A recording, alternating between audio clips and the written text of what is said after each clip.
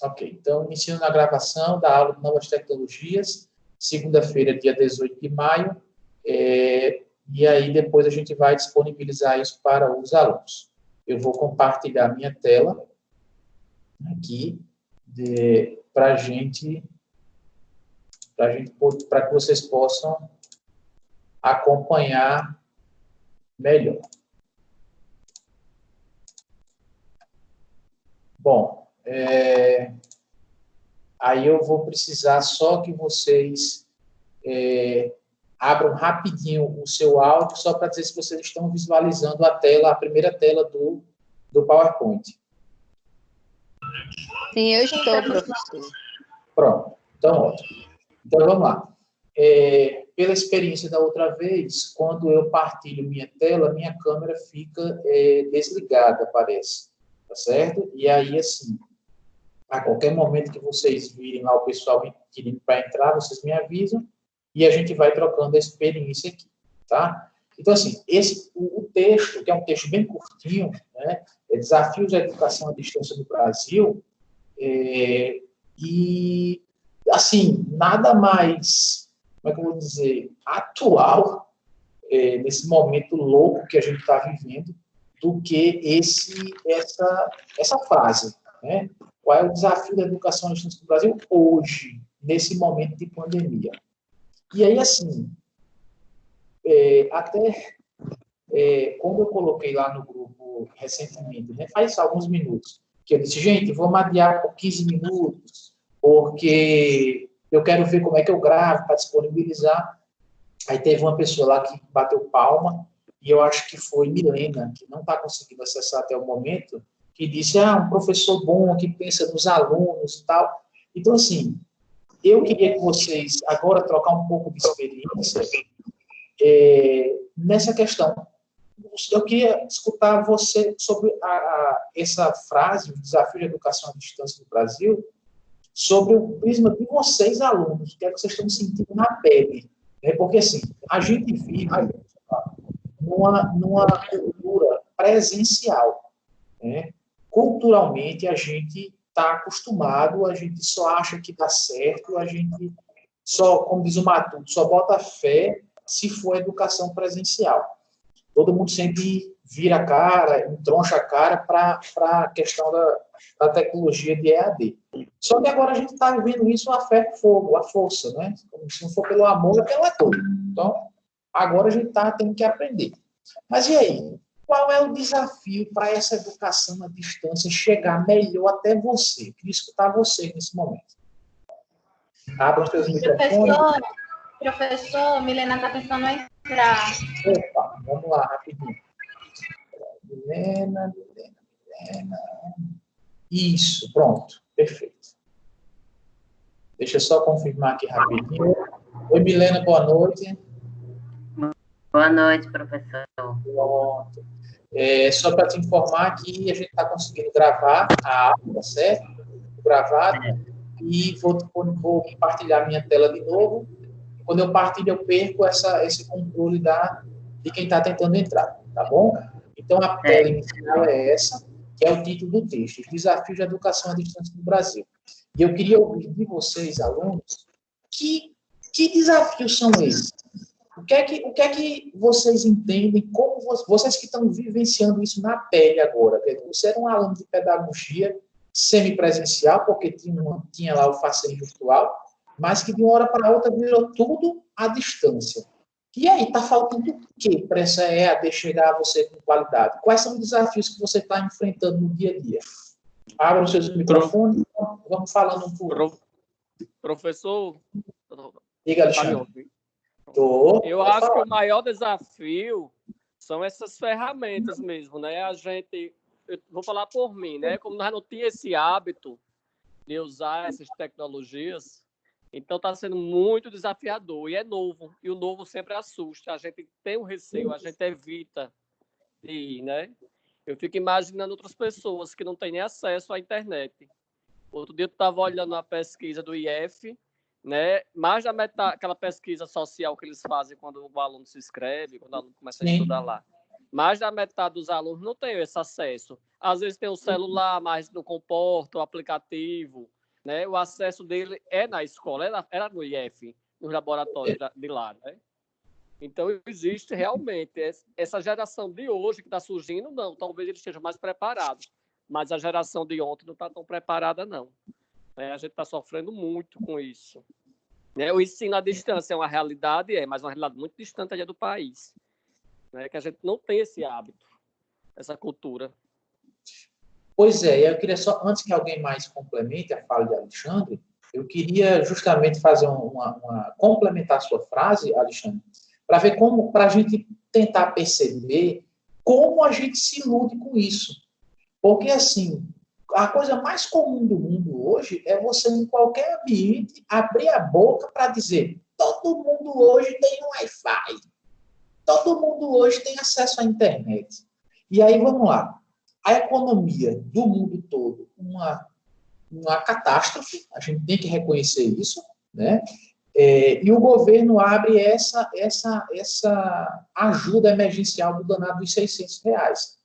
E aí ele espera tantos milhões de brasileiros que se cadastram e, de repente, surgem no horizonte do governo milhões e milhões de pessoas que aí, na mídia, né, o pessoal, os brasileiros invisíveis. E aí, quando você diz que todo mundo, para ter esse benefício, tem que baixar um aplicativo, é que a gente pode perceber a grande parcela da população que não tem nem celular, meu amigo. E quando tem... Diga. Que nem existe, né? Que nem existe ela. Isso. Que não tem um CPF até hoje, que não tem um CEP até hoje, né? E aí, não, é tudo online, porque todo mundo é online, mas hoje todo mundo tem um celular. E a gente está vendo que realmente milhões de pessoas estão à margem do que todo mundo esperava. É gente que não sabe nem, mostra um celularzinho daqueles pequenininhos, que não pegam nem acesso à internet. Mas muito boa sua fala. Alguém mais gostaria de complementar? Que desafio é esse para essa educação chegar até você? Alexandre pontuou o que aí? A zona de conforto, que a gente tem que sair, pontuou a questão do acesso à internet, que nem todos têm, e pontuou também a questão dos aplicativos, que a gente não tem esse hábito, né? Essa geração, vamos dizer assim, quem tem, sei lá, 30 anos para cima, e aí talvez quem esteja nascendo agora não vai ter esse problema. Mas vamos lá, o pessoal de 30, Professor, 40... Oi, fala. Tatiana. Professor, no meu caso, é a questão meu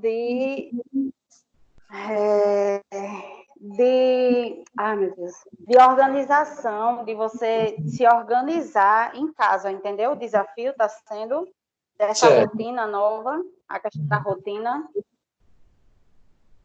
de você poder estar se organizando, questão de trabalho, porque tem muita gente que está trabalhando em casa também. Então, assim, está sendo desafiador você programar essa nova rotina, entendeu? Perfeito. Eu diria, Tatiana, e a questão também de utilizar os aplicativos também. Sim. Quanto a essa questão da organização, Tatiana, eu acho que a grande dificuldade da gente, nesse sentido, é como lidar com a nossa grande autonomia. Porque, assim, qualquer leitura que a gente faça sobre educação à distância, e num dos slides eu vou já falar sobre isso, abordar isso, diz que a grande vantagem é a flexibilização do horário. Só que, você que tem uma criança pequena, né, o Davi, não é você que tem o Davi?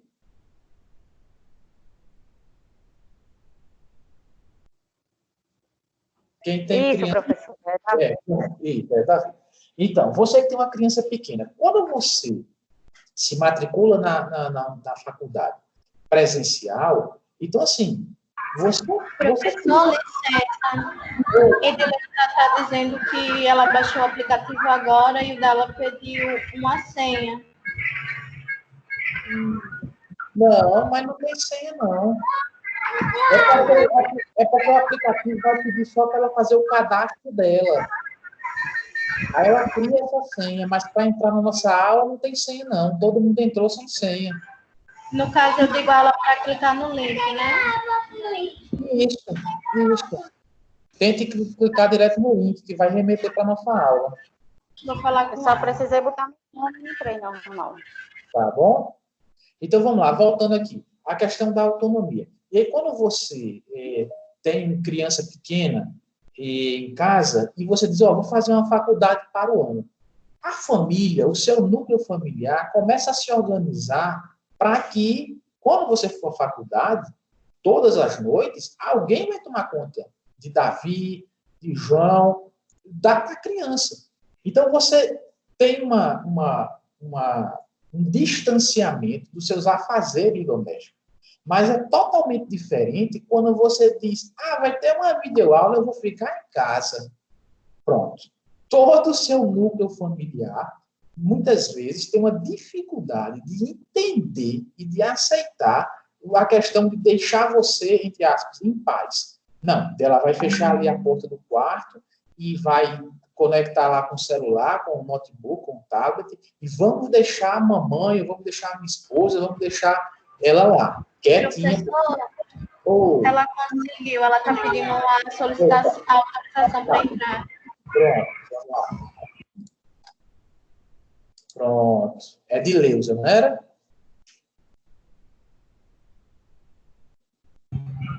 Isso, professor. Pronto.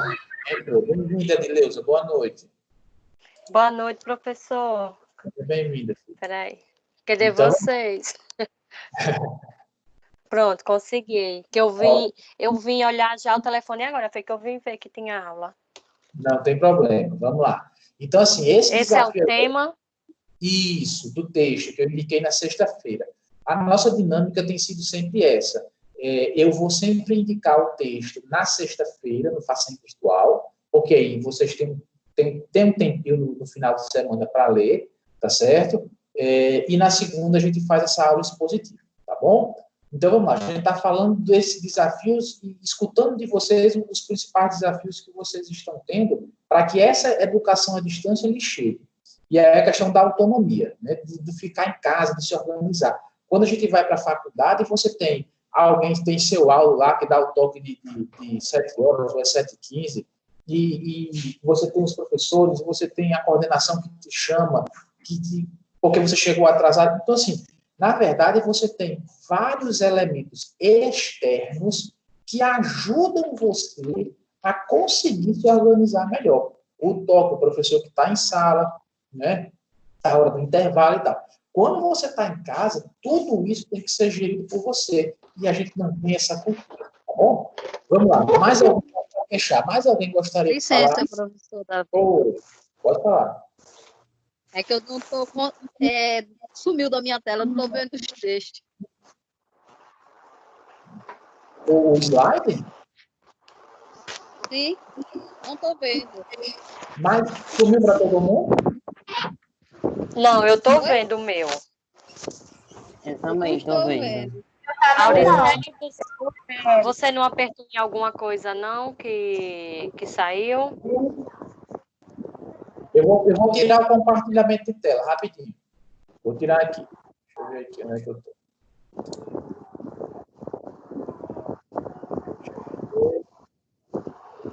Vou parar de compartilhar. Aí a gente deve se ver novamente. Né? Por exemplo, aqui, se eu marcar em Alexandre, desceu o Alexandre aqui, estou vendo ele. Pronto.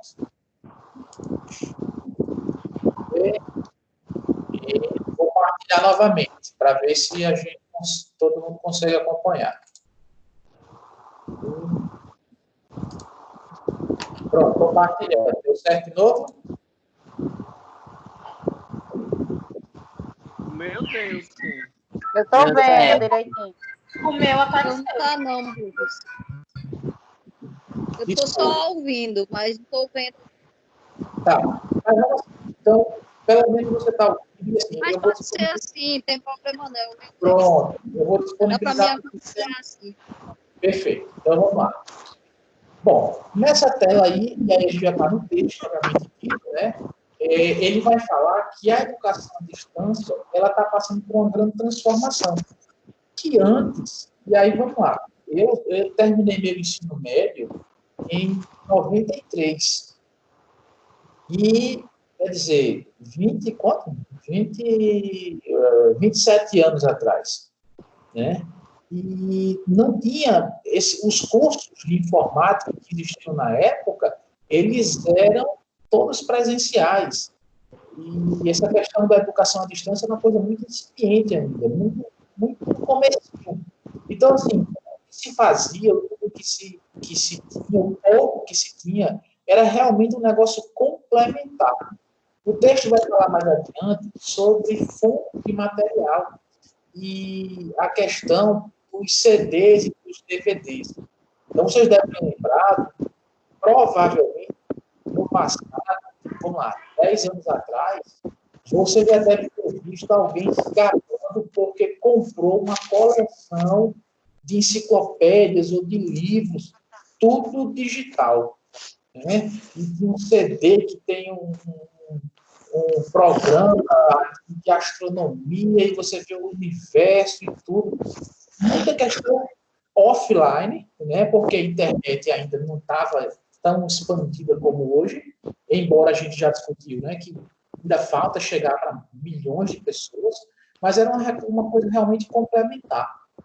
Então, essa transformação que o texto vai falando é justamente isso. Deixou de ser uma coisa complementar e passou uma coisa cada vez mais necessária. E aí ele cita a questão de situações específicas, como, por exemplo, você conciliar estudo e trabalho, né? Vários cursos hoje você não deixa de fazer se você tiver boa vontade, porque na vida adulta a gente sabe que a gente tem que trabalhar, a maioria dos empregos tem uma carga horária de 8 horas por dia, tem algumas que são plantões, é uma outra situação, mas o cara diz, rapaz, eu trabalho 8 horas, eu chego em casa de tal hora, como é que eu vou conseguir tempo para ir para um cursinho? Então, essa questão da qualificação à distância, né, é que vem se ampliando de forma bastante significativa. E é essa transformação que o texto que ele pontua. Uma outra questão que ele fala, que é a importância da educação à distância para a superação da defasagem da educação brasileira. Gente, eu coloquei um mapa do Brasil aí, né? E aí a gente está vendo lá o Rio Grande do Norte e todos os estados da federação, o Distrito Federal ali assinalado pelo círculozinho, e duas fotos aí totalmente distintas. Então, você tem a foto embaixo de uma escola numa zona urbana, e você tem, por exemplo, um escolar, você tem ali bicicleta, você tem um carro na frente desse escolar, você tem até a própria estrutura da escola, grade, tudo, né? E, paralelo a isso, do lado esquerdo, você tem uma escola rural. Então, assim, como é que você vai levar a educação para um país de tamanho pequeno como o nosso? Eu não entro nessa questão de discussão política de jeito nenhum, não vou entrar, mas com certeza vocês lembram da questão dos mais médicos do Brasil. E o que era, a princípio, os mais médicos? É um programa de captação de médicos estrangeiros, e aí, na sua maioria, vieram os cubanos, deu aquela confusão.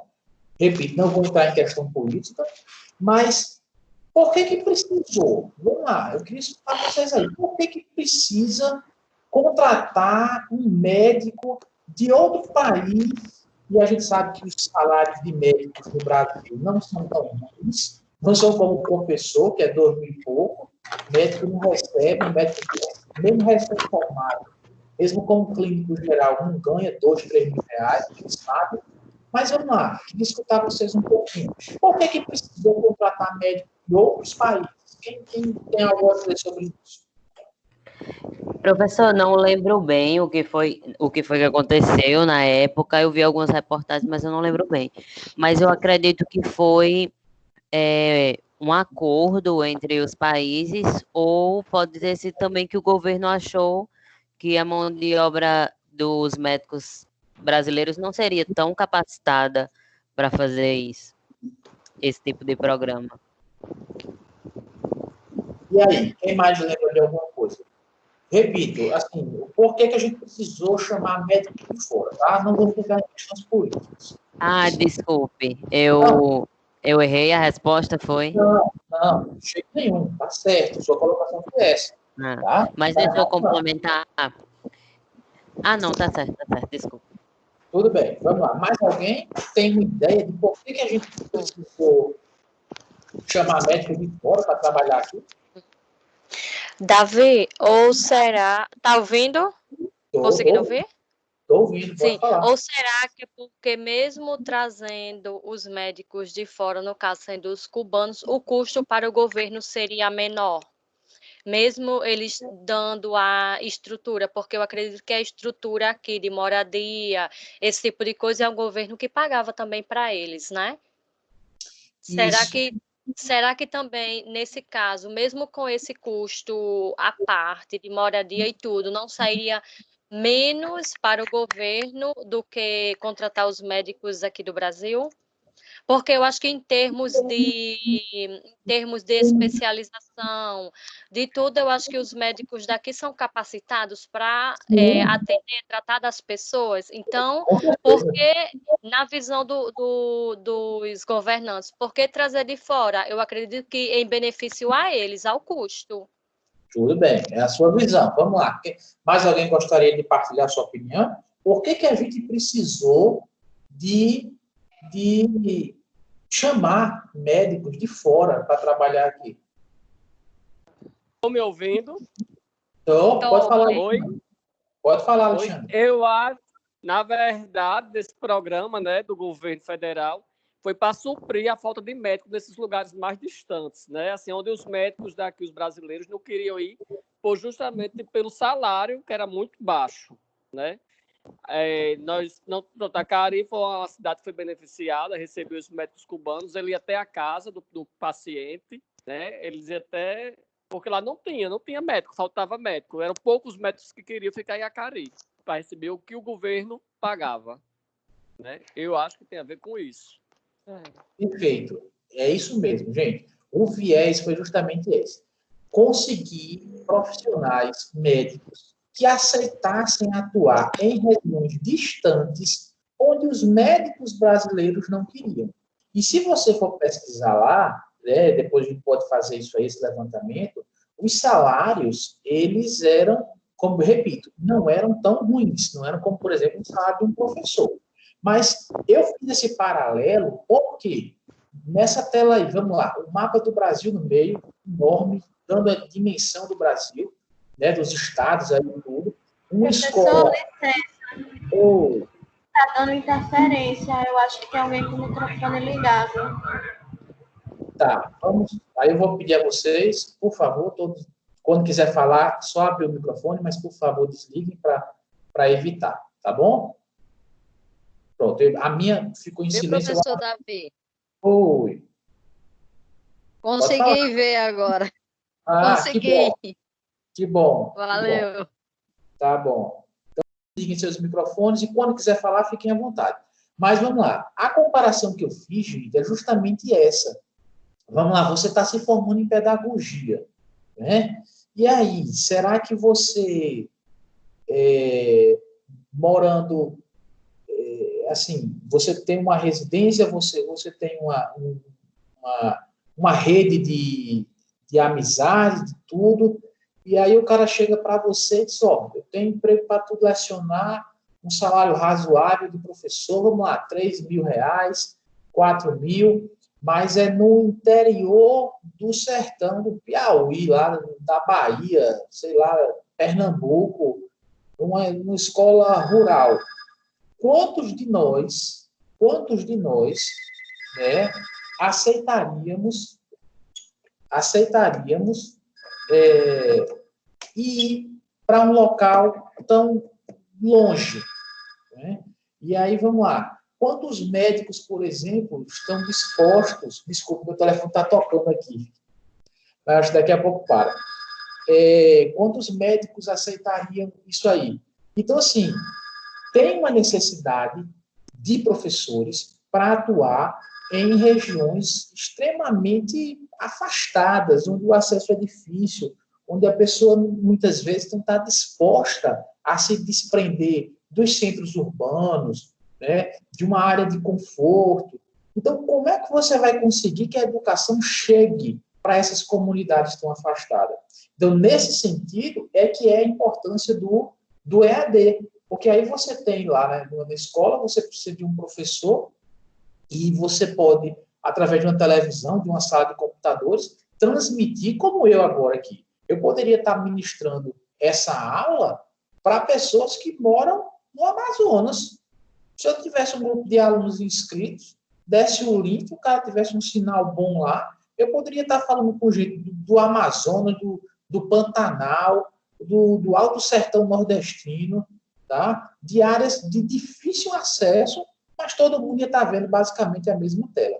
Então, essa é a importância do EAD, né? Porque como não tem o presencial, não tem a necessidade do deslocamento do professor e a possibilidade de a gente atingir a muito mais pessoas.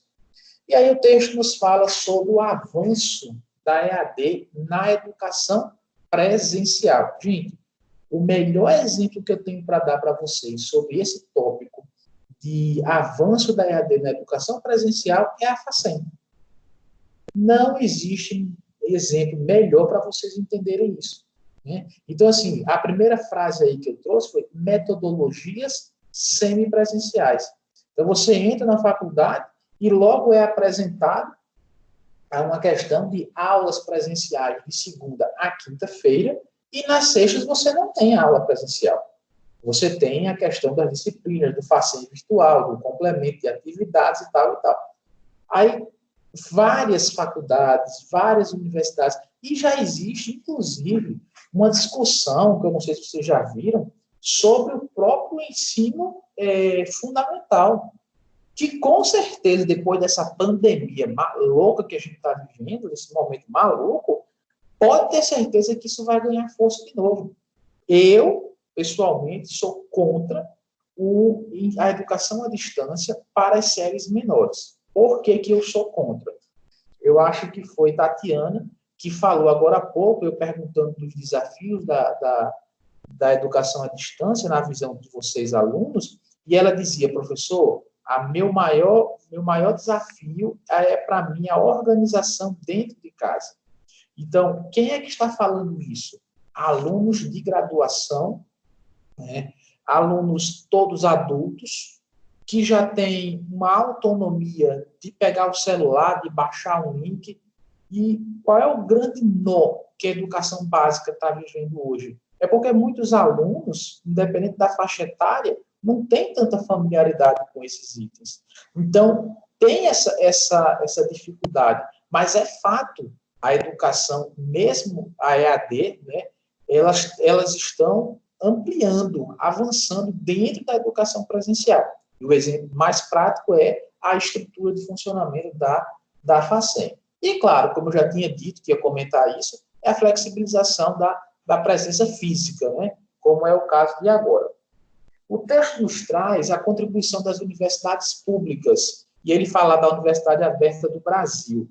Eu não vou tão longe, né? Eu gosto sempre de vincular esse conhecimento da gente com a nossa realidade. Por isso que eu dei o exemplo da FACEM sobre esse avanço da EAD na educação presencial, e aí trazendo bem para perto da gente, da Universidade Federal, a UFRN, que tem uma secretaria específica para cursos à distância, que é a CEDIS, a Secretaria de Educação à Distância.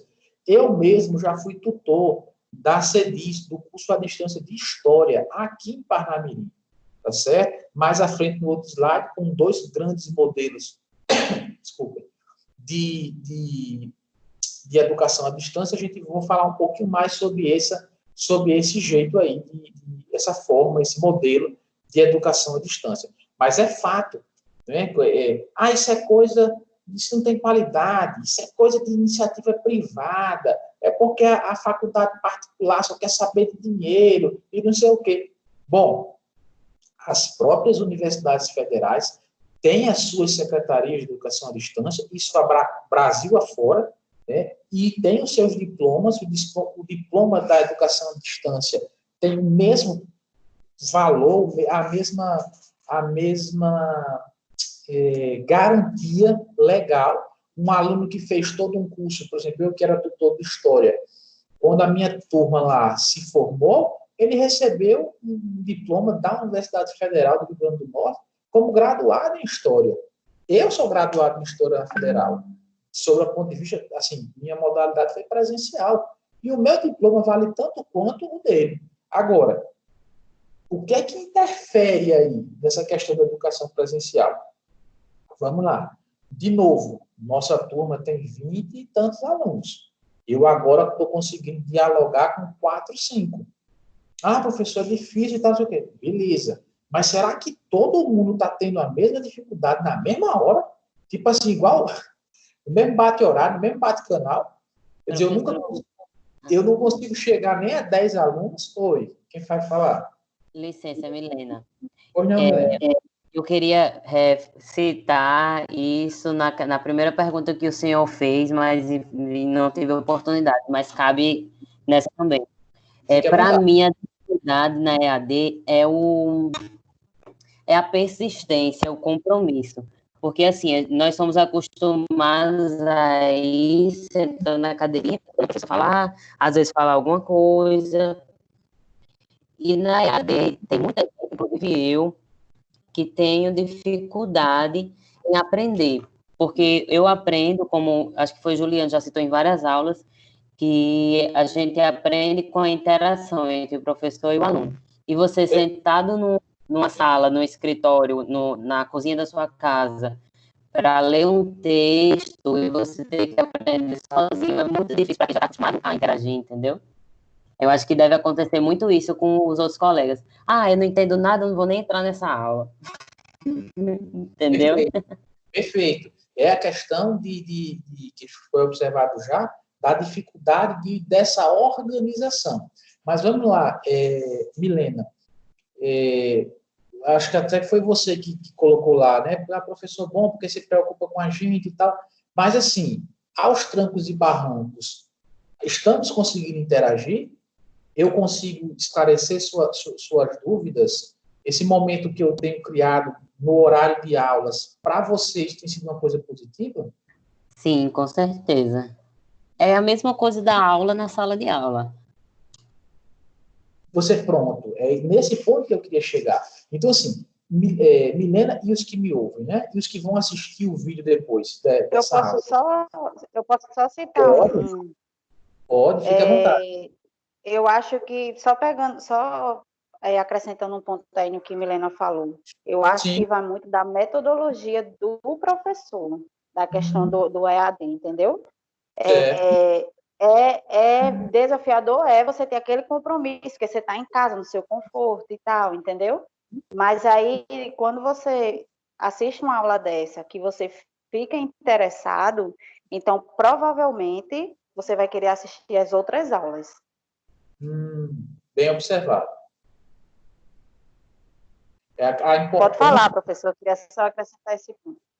Perfeito, bem observado. A importância da gente buscar a melhor metodologia para atingir o aluno. A gente tem que só lembrar, gente, que assim, não existe a famosa receita de bolo, né? Então, por exemplo, eu acho que a melhor forma que eu tenho de chegar até vocês é através das aulas online. Por mais que tenha um empecilho muito grande, assim, não empecilho, uma dificuldade na grande participação, mas eu sou, enquanto professor, também acredito nisso, Milena, que você está falando. Não, professor, a gente precisa de interação. Eu preciso, pelo menos, ouvir você. Você tem a possibilidade de externar a sua opinião e outros podem interagir, e assim a gente vai trocando experiência e construindo o nosso conhecimento. Mas aí é que está. Isso agrada a todo mundo? Essa estratégia minha é a melhor a ser adotada? Não sei, né? Vamos lá. E a gente fica na condição de professor com essa grande incógnita, porque no presencial, veja só, no presencial, por bem ou por mal, vocês estão dentro da sala. Então, assim, tem um chamamento, não, tem a aula, eu me matriculei, eu estou pagando a mensalidade, eu vou sair de casa, vou direto para o trabalho, vou pegar um ônibus, vou descer a parada, está chovendo, mas eu vou. Então, quando você chegar lá, por pior que seja a metodologia do professor, mas o professor está diante de vocês. Então, de certa forma, assim, metade do problema já está resolvido. Tem o professor e tem o aluno. Né? E aí esses dois elementos, professor e aluno, vão se interagindo e buscando a melhor forma. Aqui na educação à distância, por mais que eu faça uma aula interativa como essa, o desafio primeiro é, meu Deus, será que eles vão aparecer hoje? Quando eu adiei lá de 7 para 7h15, aí deu 7h19, não tinha chegado ninguém. Eu disse, meu Deus, estou me sentindo tão sozinho para ver se alguém aparece. Né? Então, assim, temos esse outro problema, esse convencimento desse chamamento para assistir às aulas. E aí, depois disso, se as aulas forem interessantes ou não, na teoria, você vai se fidelizar a essa aula e a gente vai marcar os encontros e vai continuar. Vamos lá. Professor, eu acho que isso aí, em relação ao que o senhor falou, vai muito do compromisso também de cada um, né? A gente sabia que de 6h30 a gente tinha que estar na sala de aula para assistir a aula. Se está tendo interações online, se o professor está fazendo aulas online, a gente tem que ter esse compromisso também. No meu caso, eu falei, né, que estava sozinha com meu filho, realmente desativei minha câmera, porque eu estava dando janta a ele, mas eu estava aqui, pelo menos, escutando o que você estava falando. Então, é o meu compromisso. Eu sei que nesse horário eu tenho aula, então, por cima de pau e pedra, eu vou participar da aula. Perfeito. E o que eu percebo que está acontecendo na nossa turma é que eu não sei da realidade de cada um, mas não está tendo esse compromisso. Eu concordo com você, mas aí, assim, eu também vou puxar a sardinha para o lado do aluno, né? Alguém, agora não vou me lembrar quem foi que disse, agora há pouco, que falou sobre a importância da metodologia ser utilizada pelo professor, e aí eu disse assim, acho que foi Milena, e aí eu disse, mas Milena, você está gostando das aulas, assim, você concorda que é melhor para a sua interação? Eu disse, concordo, professor, é como se a gente estivesse lá e tal. Então, assim, tem aquela música, eu já disse isso para vocês, né? Eu não cheguei esperando você dormir, aí o outro faz, eu não dormi esperando você chegar. Pronto. É o famoso o empurrando com a barriga. Então, assim, da mesma forma que, infelizmente, alunos estão vamos assim, se aproveitando disso para falar desse, porque eu não aprendo, porque não sei o quê, por isso, por aquilo. Vamos lá. Também cabe ao professor, dialogando com a turma, encontrar a melhor estratégia. E aí, nesse momento, também tem professores que, nesse momento, a gente tem que ser franco, né, que não estão tão empenhados em buscar essa melhor estratégia. Dizem, não, é a distância? Não, então pegue texto, e pegue vídeo aula do YouTube, e pronto, e depois eu abro um chat e acabou-se. E bola para frente, e o semestre vai andando. Né? Então, assim, é uma faca de dois gumes? Esse momento exige uma mudança de postura de ambos, exige, do professor e do aluno. Por isso que esse tópico aí, ele vem com a EAD, implica em desafios institucionais. E a primeira coisa que eu coloquei aí é justamente o que a gente estava falando, sobre zona de conforto. Né? Não adianta o professor ficar na sua zona de conforto. Dizer que não gosta. Da mesma forma, não se espera que o aluno tenha um bom rendimento se ele não estiver disposto a sair da sua zona de conforto também. Né? Então, a gente deixa o professor estar como centro da aprendizagem, né? Quer dizer, quando às vezes tocou, aí eu entrava na sala, vocês olhavam para mim, o senhor já chegou, professor? Né? E eu disse, já cheguei, já tocou, o recreio está longe. E vamos lá, quer dizer, enquanto eu não chegar na sala do professor, O professor, naquele momento, ele centraliza tudo. E agora a gente tem uma possibilidade de ser mais participativa. Claro que, como muito bem observou Juliane, essa participação ela só é válida se a gente estiver disposto a aceitar a mudança no nosso perfil. Né? Eu costumo dizer o seguinte, gente, olha só, a mudança que se espera, que é necessária nesse momento, para o perfil do aluno, é que ele deixe de ser aluno. Eu espero que vocês deixem de ser alunos e passem a ser estudantes. Deixe de ser aquele cara que, professor, eu vou, pego meu ônibus, eu sento, fala aí, professor. E aí eu falando e você lá no WhatsApp, né, dentro de sala de aula. Não com essa turma, claro que não. Outras turmas, essa não. Mas, e aí você numa condição de aluno, no sentido de muita passividade. Nesse momento, o protagonismo não está no professor. O protagonismo está no aluno. Então, você precisa ter um perfil de estudante, de buscar, de investigar, de perguntar ao professor, o professor não está dando certo, vamos mudar essa metodologia, vamos fazer outra coisa, enfim. E, como eu tinha dito, né, nos desafios aí institucionais, a instituição também tem que se organizar, também tem que correr nisso, para dar suporte ao professor, para indicar os melhores caminhos e fazer, na medida do possível, que nesse momento não é, essa alternância dos momentos presenciais e à distância. Tá? Mas é fato, existe um crescimento do ensino superior à distância. Se você tem vários autores, artistas, que de vez em quando faz propaganda, e você já deve ter visto, de universidades, de faculdades à distância. E se você pesquisar, é só o que tem. Tá? Tem muita faculdade hoje que está se especializando nesse ensino à distância, apostando nisso, certo? Vamos lá. E aí, alguns modelos de exemplos de modelo de educação à distância, né? Tem aquele que é o autoinstrucional, que é justamente o quê, gente? É onde o professor participa pouco, tá bom?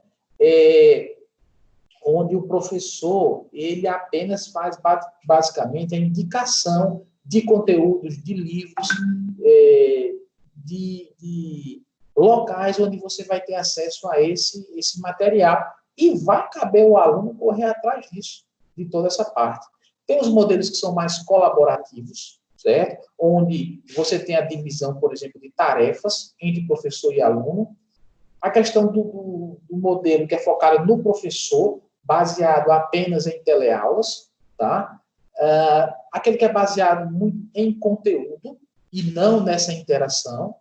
Aquele que trabalha mais com atividades e projetos para serem desenvolvidos, que nesse momento, não, de certa forma, não pode ser aplicado ou tem uma grande dificuldade, porque como é que eu vou passar um projeto para vocês desenvolverem à distância? Se o toque de recolher, a reclusão, o isolamento social é tão forte nesse momento. E aí também a importância da variedade de materiais. Antigamente, mais CDs e DVDs, hoje em dia, link. Hoje em dia você vai fazer, quando você se matricula em determinados cursos, a sua matrícula dá acesso a um portal que tem um acervo de biblioteca de milhares de livros. Você não precisa nem mais ter os CDs físicos, né? Nem os DVDs. Você precisa apenas manter o vínculo. É claro que quando você, por exemplo, me formei, e você perdeu o vínculo com aquela instituição, normalmente você perde também o acesso às plataformas e às possibilidades de links de material. Fechando, o texto nos traz 2 modelos predominantes de EAD, que foi que eu... Davi, você está no colaborativo, viu? Oi? O senhor está no colaborativo. E me diga, isso é bom ou é ruim? Na minha opinião, é bom, né? Não sei aí do pessoal. Vamos buscar, vamos agitar aqui para se ajudar. Não está sendo um momento fácil, mas a minha intenção é essa, ficar o mais próximo de vocês possível, dar o meu suporte para vocês. Tá bom? Então, tem 2 modelos predominantes. Tá? Isso aqui é uma coisa bem interessante, né? Que é um tapa de luvas em várias situações. Então, primeiro, a EAD deve buscar sua qualidade. E aí vocês, algumas vezes, já me disseram, professor, deve estar, você é colaborativo. Aí a outra postou lá no grupo, né? Me achou Milena, professor bom, que pensa na gente, não bota a culpa no vírus e tal. Bom, isso é uma busca por qualidade? Eu entendo que sim. Né? Então, a gente deve sim buscar essa qualidade. Repito, eu poderia adotar uma série de estratégias de um distanciamento de vocês. Posto o texto, bota um estudo dirigido, abre um chat que a gente nem se fala, fica só digitando lá, não tem essa troca de interação, não tem essa participação, não tem a troca de experiência, e pronto. Aí você ia olhar para tudo isso e dizer assim, professor, aquela sua disciplinazinha, desculpa aí, viu, mas muito fraca. Então, assim, essa busca dessa qualidade, ela deve existir. E aí tem dois aspectos. Uma busca institucional por essa qualidade, né? Então, assim, é a segunda frase. Instituições sérias no presencial, normalmente, são instituições sérias no EAD. Já instituições que empurram com a barriga no presencial, tem no EAD apenas uma visão financeira, capitalista. Eu tenho tantos alunos aqui, eu vou colocar aqui umas turmas EAD que é para ganhar aluno nesses interior, fora do estado e tudo. E aí faz, às vezes, de uma forma de não tão boa qualidade. O texto finaliza, o finalzinho dele, sobre esses dois modelos de EAD. O primeiro é o destaque para o professor, que são as teleaulas e as videoaulas, que é o nosso. Esse modelo é o que eu estou utilizando agora, tá? Onde eu interajo com vocês, onde eu prefiro fazer as teleaulas, que são as aulas online, para a gente ter essa interação. Né? A gente não tem um intermédio, por exemplo, de tutores. Quando eu era tutor da educação à distância da Universidade Federal, era mais esse segundo modelo. Lá o professor, ele não dá aula. Então, eu enquanto tutor, eu tinha uma aproximação com os professores, e aí os professores, eu vou postar tal material, você propõe as atividades de discussão, assim, sabe? Ele me orientava, e eu fazia isso com os alunos. Então, os alunos recebiam um material impresso, tinha uns livros, umas apostilas impressas, e a grande participação dos tutores. Uma vez ou outra, o professor ia até o polo para fazer, sim, um momento presencial. Mas, no dia a dia, no processo em si, era um processo de muita autonomia dos alunos, e os tutores faziam um plantão, geralmente no final de semana, sexta e sábado, para atender e tirar as dúvidas dos alunos. Então, o aluno, veja só, nesse ponto 2, a maioria de suas dúvidas, ela era sanada por um tutor. Claro que no processo seletivo de tutores, todos os tutores já tinham graduação, era a exigência. Né? Então, de certa forma, eu, enquanto tutor de História, eu já tinha passado pelo curso superior de História, inclusive da própria Universidade Federal, então, eu estaria habilitado para apenas esse diálogo, essa orientação dos alunos. Tá certo? Então, minhas jovens crianças, esse foi o nosso texto de desafios da educação à distância do Brasil, tá? Eu vou parar de partilhar aqui minha tela para a gente voltar a se ver rapidinho. Deixa eu tirar aqui. E gostaria de escutar vocês, se alguém gostaria de comentar alguma coisa, tirar alguma dúvida do texto, o que é que acharam da aula de hoje, o que é que vocês me dizem aí? Fiquem à vontade, o microfone está com vocês.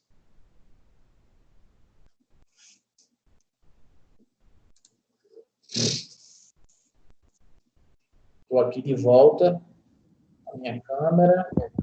Estão me ouvindo? Estou ouvindo, Alexandre, pode falar. Tem outro desafio, que é do professor, não só do aluno. Eu tenho um amigo que ele está com a filha dele estudando no Sessão Marista Salesiano, né? Sim. Então, assim, o professor está tendo aquelas teleaulas, o professor gravar ao vivo e tal. Então, ele disse que, assim, sente a insegurança da professora, é uma professora antiga de lá de português, né? Ele sente a dificuldade dessas ferramentas, está percebendo muito isso, porque atrás de cada criança daquela que está tendo aquela videoaula tem os pais, né? Sim. E os pais estão começando a perceber, ver muitas coisas que, assim, que erro de português, uma professora de português, né? E atrás dela também tem a coordenadora, que ela está sendo fiscalizada pela coordenadora. Então, ele percebe muita insegurança de parte de alguns professores, né, dessas aulas, que não têm essa intimidade com essas ferramentas, né? Eu ainda acredito que tem muito professor que ele tá sofrendo um bocado também, não é só o aluno, não. O professor está sofrendo muito com tudo isso, né? Como usar essas ferramentas. Perfeito. Perfeito, Alexandre. E aí, nesse sentido... Oi, fala aí. E pegando o gancho no que a Lei está falando, eu trabalho em escola de educação infantil. Sim. E o professor até tinha falado, né, que a questão da EAD para a educação infantil É bem complicado. As escolas particulares estão fazendo isso, claro, porque existe a questão financeira, né, e tal, tudo, mas eu acredito que também, eu não acredito nessa, a gente faz porque trabalha. Eu estou ministrando aula no nível 5, estou gravando vídeo aula e está sendo bem desafiador. Porque é justamente ali o que você falou, é um momento que a gente está sendo avaliado, entendeu? Para você estar passando isso para uma criança, a primeira criança ela não se atenta assim que nem a gente está, a questão de tantas horas olhando para uma tela. A criança não. Aí é toda uma interação, e isso é que nem você falou, muita gente não está acostumada com essas ferramentas e com uma coisa da noite para o dia. Uhum. Perfeito. E aí o que acontece? Por exemplo, a educação infantil, até os 13 anos, o que dizem os especialistas é que, por dia, a criança deve ter, no máximo, exposição às telinhas de 2 horas, em média. Aí, como é que você vai colocar uma criança de 7h15 às 11 na frente de uma tela de celular? Né? Se os próprios especialistas dizem que não vai conseguir prender a atenção dela. Por outro lado, a gente deve pensar sempre assim, gente, não estamos vivendo numa situação normal. Então, nesse momento, vamos lá, o que é que daria para fazer de diferente nisso? Né? Então, realmente é um desafio. Isso que Alexandre colocou, dessa visibilidade do professor, isso é um desafio, sim, concordo plenamente com você, Alexandre. Por quê? Porque o professor, em sala de aula, cara, quando ele fecha a porta lá da sala dele, ele é o rei. Se ele escorregar lá no português, na concordância, se ele não se expressa bem, mas está de boa, eles são os alunos dele, os alunos já estão acostumados. Quando você é obrigado a dar visibilidade a isso e a tornar isso público, com acesso para o mundo todo, ver e rever o que você está falando, é uma outra questão, totalmente diferente. Né? Então, tem essa pressão muito grande em cima do professor, do português, da concordância, do que ele está falando que vai ser verificado por outros, porque ali na sala de aula, eu repito, o professor rei, ele falou ali, errou alguma coisinha, ele contorna na hora e se perdeu. Foi falado, se perdeu. Né? Agora não, é videoaula, é gravado, e pode ser visto e revisto, e pode ser gerada uma prova contra você facilmente. Então, concordo, muito bem observado, Alexandre, seu ponto aí. Mais alguém gostaria de falar alguma coisa sobre Professor Milena, tem Diga, uma escola particular aqui no Natal que ela não está dando videoaulas. Está pior ainda para o professor, porque a escola envia, através de um motoqueiro, um saquinho com todos os materiais lúdicos, atividadezinha com timbre da escola, para as casas dos alunos, e a professora grava um vídeo de no máximo 3 minutos, explicando como o pai e a mãe vão aplicar essa atividade para a criança. Ou toda aquela coisinha, vamos bater palma, não sei o quê, aquela coisa lúdica. Eu acho que isso é muito constrangedor, professor. Muito constrangedor. Eles levam em consideração a questão que os médicos não indicam, né, que a criança até 5 anos fique de frente de uma tela que transmita luz azul, né? Isso, Mas estão acabando.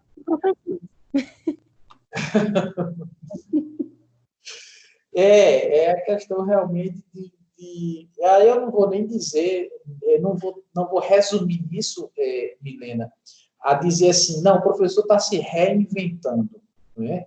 Muito mais do que essa reinvenção que a gente está sendo forçado a fazer, eu acho que a gente está se deparando com novos desafios por exemplo, aceitar essa situação, né? E a gente está se vendo obrigado, principalmente o pessoal da educação infantil, como você disse, né? E aí vai dar orientação da escola. Não vai fazer assim. Você vai mandar um videozinho curtinho, 3 minutos, e vai falar para o papai, para a mamãe, para explicar. Blá, blá, blá. É uma coisa bem... exposição. Pronto, essa exposição que antes era, de novo, na sua zona de conforto, enquanto professor, dentro da sua sala de aula, com seus pequenininhos, agora você está fazendo a mesma coisa para os pais desses alunos. Então, realmente, é um aspecto bem, bem complicado. Mais alguém gostaria de comentar alguma coisa?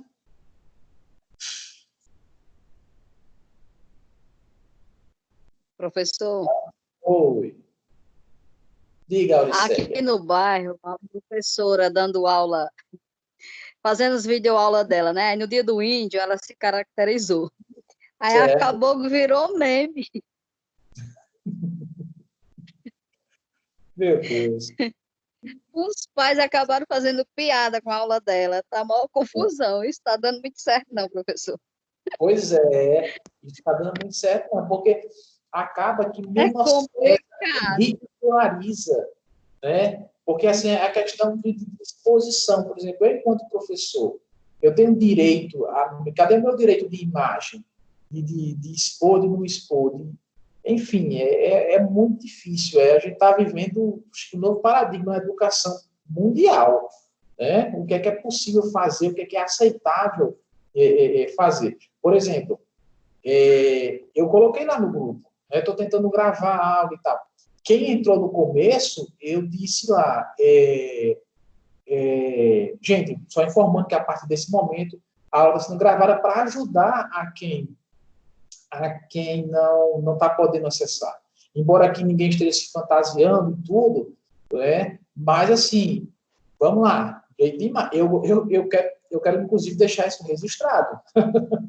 Tá? Eu quero que cada um abra o seu microfone. Quero sim, vou deixar isso registrado. Vamos lá. Eu tenho a Alexandre, eu tenho a Auriceia, eu tenho a Edileuza, eu tenho a Juliane, eu tenho a Milena e eu tenho a Tatiana. Vocês concordam em que eu disponibilize esse vídeo, essa aula de hoje, para os colegas que não puderam participar? Ou alguém vai dizer, não, professor, não quero que ninguém fique vendo, não, porque eu apareci aqui e tal. Sim, pode disponibilizar. Não, por mim tudo bem, professor. Por mim tudo bem, professor. Também. Com certeza, com certeza.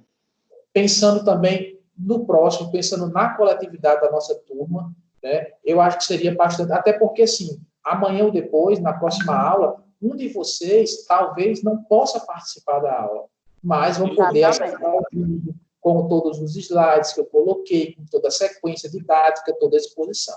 E, quando terminar, já coloco lá no grupo os slides da aula de hoje, tá bom? O vídeo não vai ser tão rápido, porque como é a primeira vez que eu gravo, não sei como eu vou conseguir disponibilizar. Vou aprender, aí durante essa semana eu coloco, tá bom? Mas alguém gostaria de dizer alguma coisa? Eu sei que eu estou aprendendo muito, viu, com essas coisas, assim, com esses recursos tecnológicos. Eu não sabia nem fazer um pagamento pelo celular. Hoje eu fiz um pagamento, achei que foi bom. Já não fui para banco. Gente, olha só. É o que vocês já devem ter escutado do que se chama o novo normal. O mundo, quando sai dessa pandemia, tem vários aspectos aí que tendem a ficar. A gente está realmente se reinventando enquanto sociedade, enquanto meios de socialização. Tá? Então, estamos prestes a ter um novo normal. Daqui, se Deus quiser, o mais rápido possível, que se ache a cura dessa doença terrível, né? Mas, enfim, que a gente vai ter uma nova realidade, isso é fato. Olha, tem coisa melhor de você pagar isso pelo telefone, as coisas, sem precisar sair de casa. É muito prático. É muito bom. Também comprei um ventilador. Hoje também comprei um ventilador. Você chega em 2 dias, achei ótimo. O meu queimou, comprei outro hoje. Pronto. Tô até com medo de sair com. Você tá esperto, viu, Ale? Baixei o aplicativo da loja lá. Tô querendo mandar roupa dentro de loja. Né? Primeiro que tá fechada. E segundo, digo, homem, só é apertar aqui nos botões, pronto. Se tiver crédito do cartão, compra. Eu tô até com medo. Mas cuidado, cuidado para não estourar o limite. Ainda bem que inventaram o banho de cachorro pela internet, que não tem como. Mas também já está ensinando as pessoas estão me ligando, pedindo, me dê as dicas. Aí eu vou gravar os vídeos de salão de banho e mando. São novas formas. Estão querendo vir, né? Assim, realmente não pode vir. Né? Alexandre, olha a aula. Mandei um tutorial. Mas a lei, o que ele está falando aí, é, digamos, dentro dessa tecnologia, porque, assim, eu bem conheço a lei. No começo, a lei sentia muita dificuldade, até mesmo ele dizia, eu não sei nem mexer a palavra dele, não sei nem mexer num negócio desse no computador, não sei digitar, não sei fazer nada.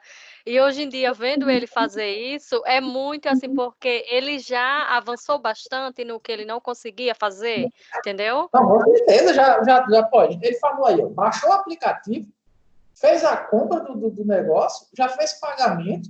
Então, assim, o que a gente está vivendo é uma imersão nesse mundo das novas tecnologias. Por quê? Porque Alexandre e muitos outros já tinham celular, já tinha a internet e tinha essa possibilidade. Só que essa possibilidade, para ele, no fazer dele diário, era uma coisa distante. Só que agora ou ele faz, ou ele fica totalmente por fora de tudo. E aí, ele já está... ele também já está aprendendo a fazer os trabalhos dele, digitar, e do jeito dele, mas já está formatando, que ele não pediu ajuda na formatação dessa vez, ele disse que tinha feito, então tá de parabéns, viu, Ale? Show, porque professor, ele digitava e enviava para a gente formatar, mas agora ele mesmo já fez a formatação dele, então já é um avanço bastante grande para ele. Com certeza. Gente, agradecer a participação de vocês, são 8h30, né? Mais de 1 hora de aula. Eu considero muito positivo, mais uma vez, tá certo? Na sexta-feira, posto um novo texto e a gente rediscute na próxima segunda-feira, também em torno de 19 horas. Tá bom? Alguém gostaria de falar? Davi, no caso, toda segunda-feira vai ter a aula, né, online? Porque hoje eu não entrei no horário, porque eu não tinha visto, mexi no telefone, não tinha visto. Aí quando eu vi, já era mais de 7 horas. Eu digo, vixe, Maria, tá tendo aula. Aí eu corri. Pois é, eu gostaria muito de que a gente pudesse fazer isso. Eu acho que foi até a Milena que falou da outra vez. Ela considerou assim, professor, seria bom que todos os professores colocassem isso, porque, assim, é a nossa rotina que a gente precisa enquanto aluno, então a gente já se programa para aquilo ali. Então, eu marco para as 7 horas, porque o nosso horário lá era no primeiro horário, então era até 8h15, e aí, assim, dá o direito, por exemplo, do professor do segundo horário, se marcar uma aula para vocês, marcarem a partir de 8h40 e tudo, e não pretendo, assim, se tiver outro professor, não queria sair do nosso horário, tá bom? Porque aí também a gente se organiza para o nosso horário estar disponível para isso. Até porque eu tenho outras disciplinas da extensão e, às vezes, por exemplo, às 8h30, às 9h, eu já tenho um novo encontro com outra turma.